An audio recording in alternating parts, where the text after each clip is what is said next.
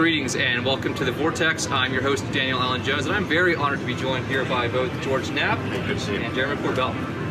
Great to be here with you guys. So, George, take us back. When you first broke this story, what was it like? What are your impressions on what it was like getting the story out there about Area 51? Well, the existence of the base was barely known outside of Nevada. The only people that knew about it were people either lived on the outskirts of it or people who had worked there. But Area 51 wasn't really known anywhere. I had heard about it from my boss, Bob Lazar, and his managing editor, Ned Day. They'd done some stories, big stories about technology being tested out there in the desert. And it was always sort of a Shangri-La shimmering in the distance. In the mid-1980s, the government illegally seized 89,000 acres of land around Groom Lake, and then they said, we'll explain it later. So we knew something was up. And then 87, John Lear comes into my life and starts telling stories about strange technology out there and about this guy who was about to take a job out there. That guy turned out to be Bob Lazar. When we broke the story, it was like an explosion. In Las Vegas, it was the highest rated TV news program that's ever aired in Las Vegas.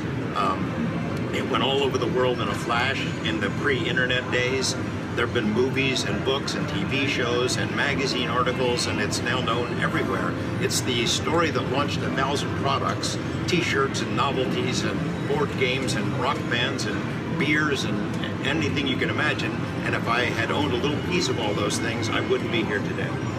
It's really incredible. So looking back and then breaking the story, and now it's just been such a huge part of pop culture, like you were saying. What are some of the things that you received as feedback throughout the years? Some people thought this was just maybe silly or nonsense or something. What was something you experienced? Well, the first thing is the general public couldn't get enough of it. The public loved it. The ratings were off the charts. They wanted to hear more. They wanted to know more about Bob Lazar. They wanted to know more about Area 51 and S4, and they wanted to know more about UFOs in general and secrecy. And they were ticked off about the government cover-up, and they still are. And so the general public, I mean, everywhere I would go, and it's still to this day, years later, all the stories I've done, I'm the UFO guy. They'll stop me in the grocery store or a restaurant or at a bar or in the men's room, and they want to ask me what I really think about it. So the public loved it. Journalists, on the other hand, didn't like it at all. They thought I was bringing discredit to the profession by covering something so silly. The people who hated it the most were ufologists, the professional UFO poobahs who didn't have a piece of the action, who were on the outside looking in. They were ticked off. So they were the hardest on it, much as ufologists are the ones who are so tough on the revelations about ATIP, Tic-Tac, things of that sort today. Sure. Well, coming into the present day, we have all kinds of things that have happened, and you, Jeremy, have put together an interesting production that features Bob's involvement. So how did you get involved in, and where has this taken you now?